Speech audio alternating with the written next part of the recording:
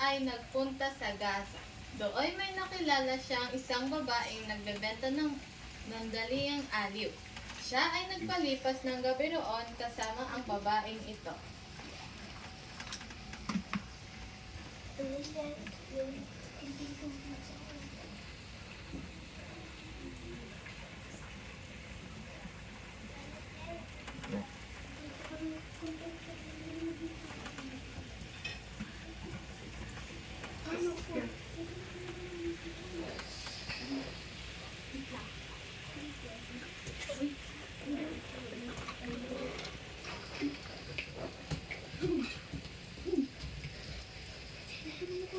Ikaw babae ka.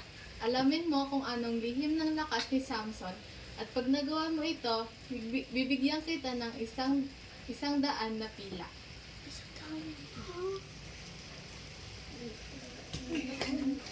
Samson, ano yung lihim ng iyong lakas at paano ka madadaig? Kapag ako'y yung iginapos sa sariwang yanto, ako ay manghihina katulad ng isang karaniwang tao.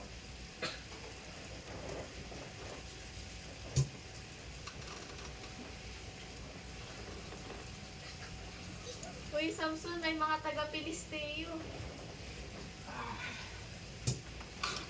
Samson, mahal mo ba talaga ako? Ba't ka nagsisinungaling? Sabihin mo yung totoo. Kapag ako'y iyong iginapos gamit ang bagong lubid, ako ay manghihina katulad ng isang karaniwang tao.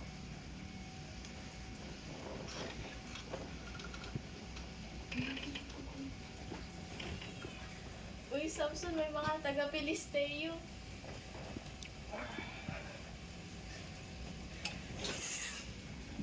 Samson, ba't ka nagsisinungaling? Sabihin mo yung totoo.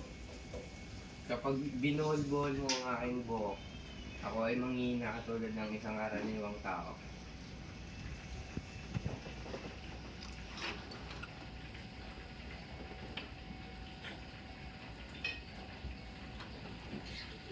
Uy, Samson, may mga taga-Pilisteo.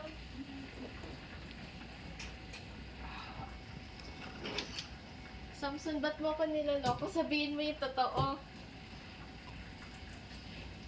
Kapag ginupit mo ang aking buhok, manghihina ako katulad ng isang karaniwang tao.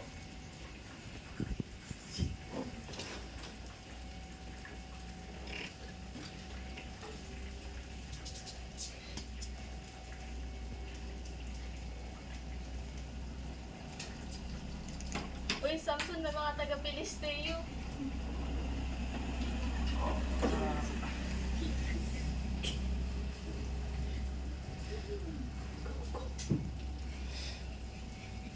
Ah.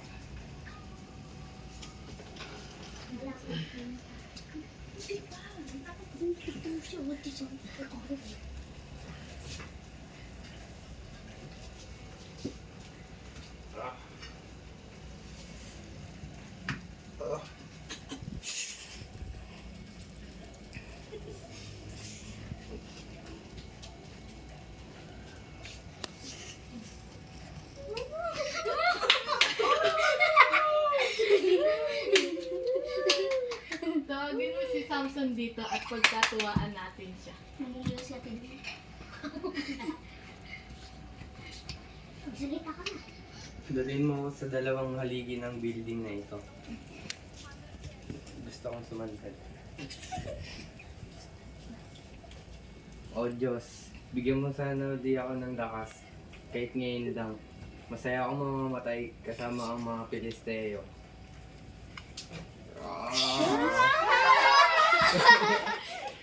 Okay lang, the end. The end.